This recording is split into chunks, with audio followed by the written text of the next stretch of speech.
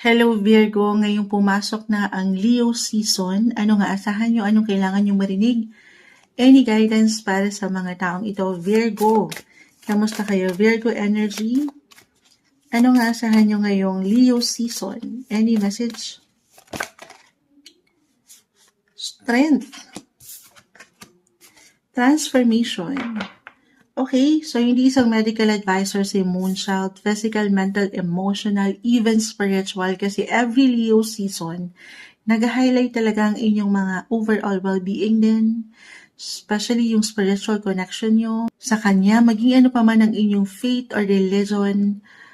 Marahil may pagka-low-key lang yung enerhiya ngayong season na ito, kasi si 12th house may pagka-private, may pagka-dreamy, tahimik lang, andito lang kayo sa gilid. Sa gigilid ang datingan nyo ngayon. Sa gigilid, hindi.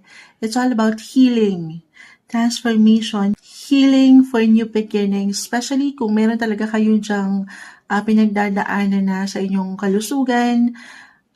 So, definitely, syempre pa, ipa-priority ang mga sarili, ha? Magpapalakas o mga si strength cord. Isang indikasyon na meron talagang recovery. Malalagpasan niya yan. Okay? But of course, tutulungan ang mga sarili. Walang higit na makatutulong para dumaan kayo sa patuloy na transformasyon health-wise, kundi ang mga sarili. Magpalakas, mag-recharge, magpahinga. Yan po talaga yung energy ni 12th house. Ito naman ay syempre para maipapahinga. Recharge nyo lang ang inyong mga baterya. Ito kasi pwede nyong maramdaman po ng kusa rin na gusto nyo munang mapag-isa, mapagnilay na ang ganda. Marahil ay pinaghahanda rin kayo ng baraha dito na kasi pagkatapos ng Leo season, ito na. Nasa inyo na tayo, Virgo season na ang sunod. So para bang pinapakalma muna kayo ngayon. Kung kailangan nyo munang talagang maging low-key, private, pahintulutan yun. Magpalakas, magpaganda, magpaspa. Diyan talaga yun. Okay? Para sa mas higit nyong ikaguglow. Physical, mental, emotional.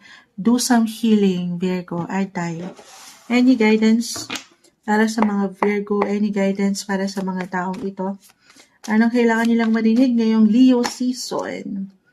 The Eight of Air. Alisin yung ilang worry as one of the warriors sa zodiac. Kalmahin nga, stay optimistic sa inyong mga buhay. Yes, yan talaga yun. Positivity. Everything is temporary, especially sa mga hindi kagaanan na pinagdadaanan ng ilan sa inyo. Kalma, malalagpasan yan.